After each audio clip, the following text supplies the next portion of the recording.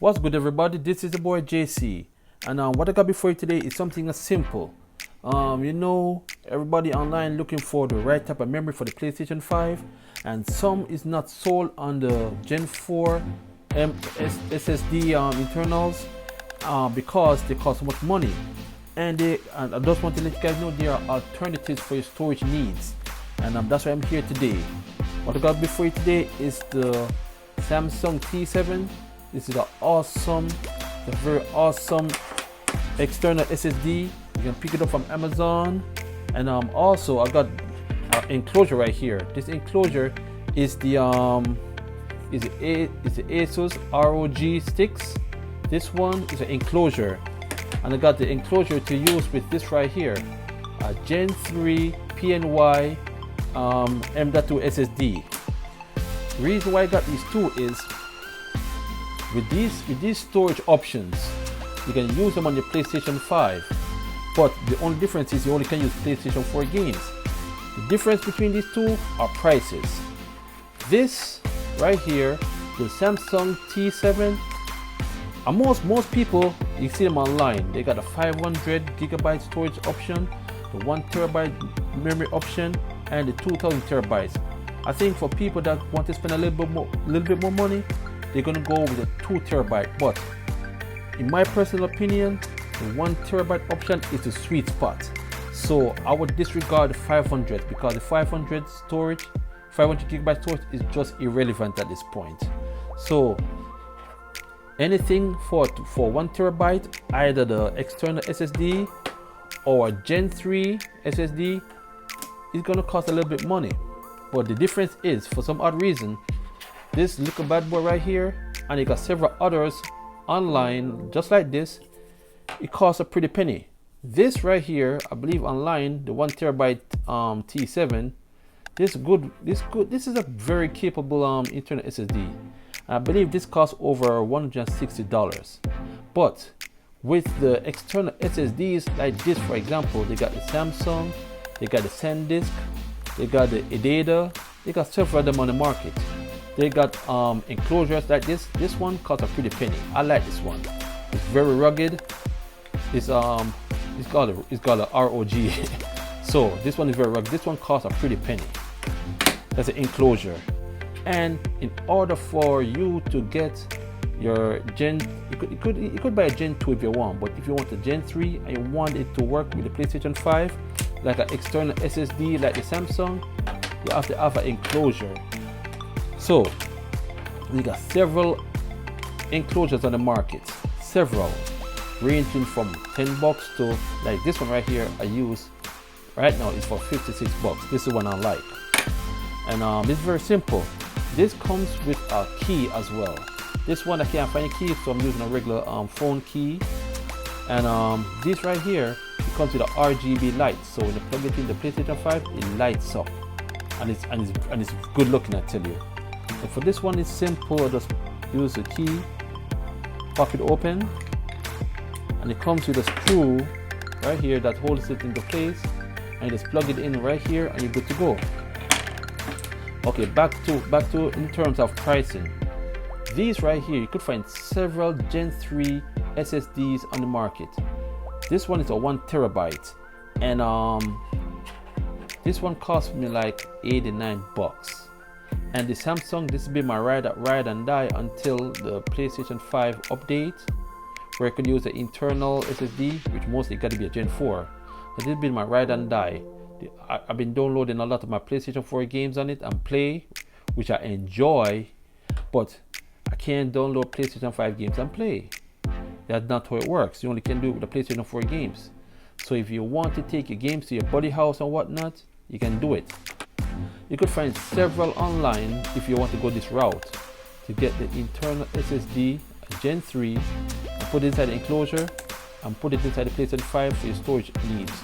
So they got 500 gigabytes, 1 terabyte, and 2 terabytes. It's up to you. I strongly believe this is a cheaper alternative. Instead of you trying to find $160 or 300 and whatever it is to get the 2 terabytes, just go ahead and buy a Gen 3, because they're more affordable. and all you can do, just get any enclosure. You don't have to be this one, could be any enclosure, and just put it inside, and you're good to go. And it's more cost effective, you save more money, and you get a faster read and write speed. But sometimes some things don't really add up until what you see on paper.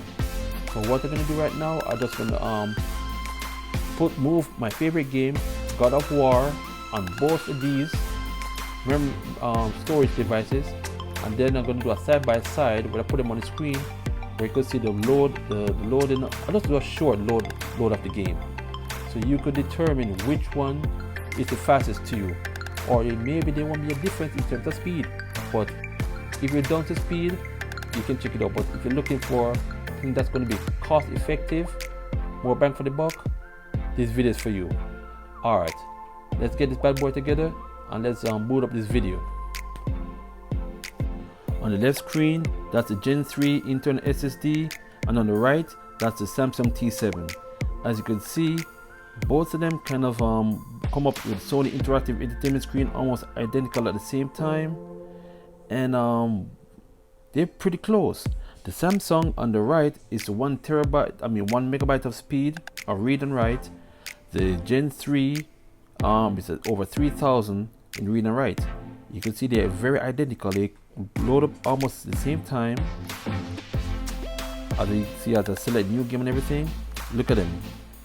They're going side by side. So like I said, one said the speed is 1000, which is the right Samsung. The one on the left says speed is 3000.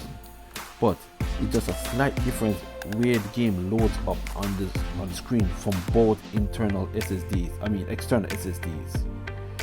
But I noticed just when I was doing this screen right here, this gameplay, the lag was there was really little to no lag at all. As you can see right here when it's about to chop the tree with the axe. But for some reason the Samsung T7 is a little bit faster.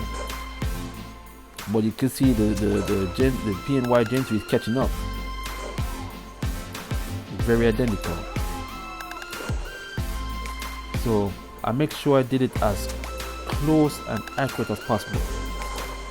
For some reason, I noticed that for the Samsung T7, it loads up a little bit faster, but the Gen 3 look like it catch up and just it just process a little bit faster for some reason.